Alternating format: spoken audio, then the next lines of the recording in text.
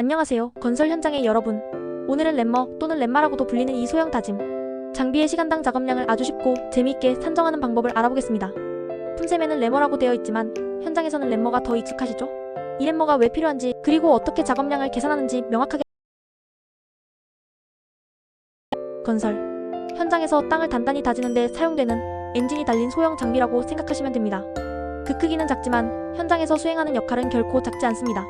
먼저 램머 작업은 구조물 주변을 되메우고 나서 흙을 아주 밀실하게 다질 때 사용됩니다. 여기서 밀실하게 다진다는 것은 흙 속의 공극을 최소화하여 것을 의미합니다. 큰 다짐 장비로는 구조물 가까이 다가갈 수 없기 때문인데요. 예를 들어 건물 기초나 지하 구조물, 주변 혹은 파이프라인 매설후 되메우기 같은 작업에서 대형 롤러나 진동 다짐기는 물리적으로 접근하기 어렵습니다. 자칫 잘못하면 구조물에 과도한 하중을 가하거나 충격을 주어 손상을 줄 수 있거든요. 안에서도 강력한 다짐력을 제공하여 구조물에 손상 없이 주변 지반을 안정화시키는 데 필수적입니다.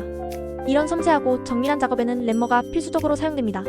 예를 들어 도로 구간에 맨홀을 시공하고 나서 주변을 램머로 단단히 다지지 않으면 시간이 지나면서 지반이 침하되고 맨홀 주변에 아스팔트 포장이 파손되는 안타까운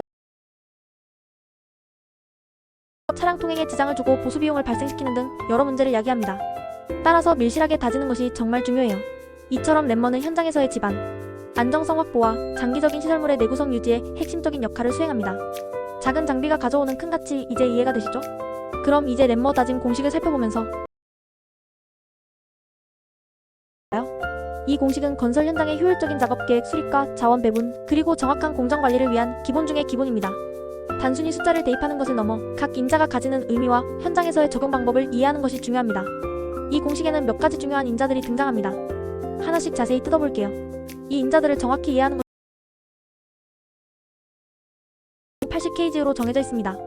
이 무게는 램머가 지면에 가하는 압력, 즉 다짐력에 직접적인 영향을 미칩니다. 무게가 무거울수록 더 큰 다짐력을 발휘할 수 있지만 동시에 작업자의 피로도나 장비의 이동성에 영향을 줄 수도 있습니다. 현장에서 사용되는 다양한 모델들이 있지만 일반적으로 이 수치가 기준점으로 사용됩니다. 둘째, 어느 램머의 다짐판 면적을 말합니다. 다짐을 수행하는 부분입니다. 기계마다 약간의 차이는 있지만 공통적으로 사용되는 규격이 있습니다.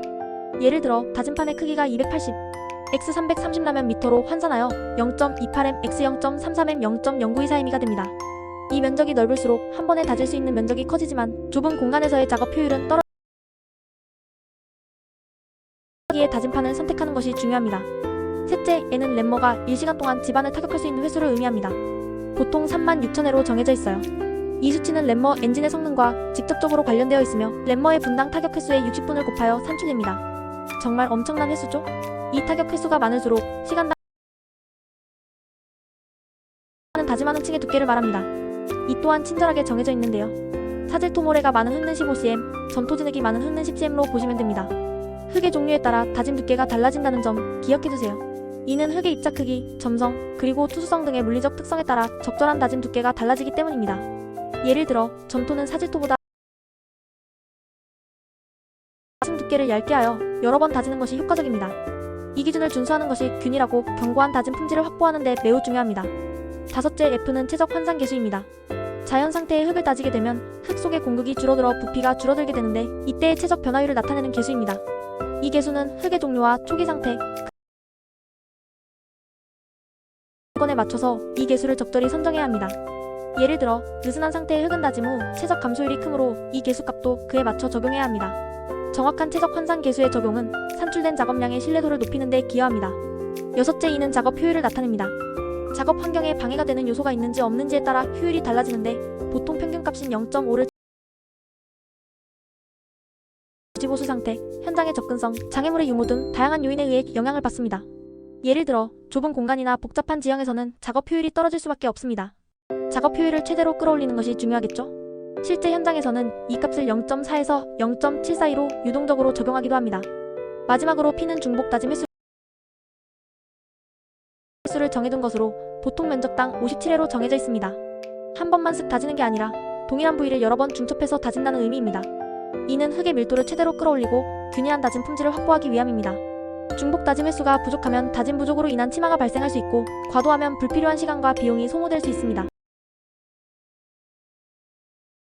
이 모든 인자들을 공식에 대입하면 1시간당 램머가 다질 수 있는 토사의 양을 계산할 수 있습니다. 예를 들어 위의 인자들을 적용하면 1시간당 약 4.38m3를 다질 수 있다는 결과가 나옵니다. 이 수치를 알면 현장에서 작업 계획을 세우는 데 큰 도움이 되겠죠. 공사기간 단축, 장비 운용 효율 증대, 그리고 비용 절감에 기여할 수 있는 아주 유용한 정보입니다. 여기서 실무 사례를 하나 들어볼까요? 2010년 서울의 한 아파트 건설 현장에서 지하주차장 부수관이 침하되는 사고가 발생했습니다. 이는 단순히 작업량 부족을 넘어 램머 다짐의 중요성을 간과한 결과였습니다. 해당 사고로 인해 추가적인 보수 공사와 함께 공사기간이 지연되었고 결국 건설사는 큰 손실을 입게 되었습니다. 당시 현장 관리자는 램머의 시간당 작업량을 정확히 산정하지 않고 육안으로만 작업량을 추정하였고, 만약 작업량을 정확히 산정하고 중복, 다짐 횟수와 다짐 두께를 철저히 지켰다면 충분히 예방할 수 있었던 사고였습니다. 이 사례는 램머 작업량 산정의 중요성을 여실히 보여줍니다. 이와 관련된 법적 책임도 생각해봐야 합니다. 건설기술진흥법 제48조 건설공사의 품질관리 및 시행령 제76조 건설공사의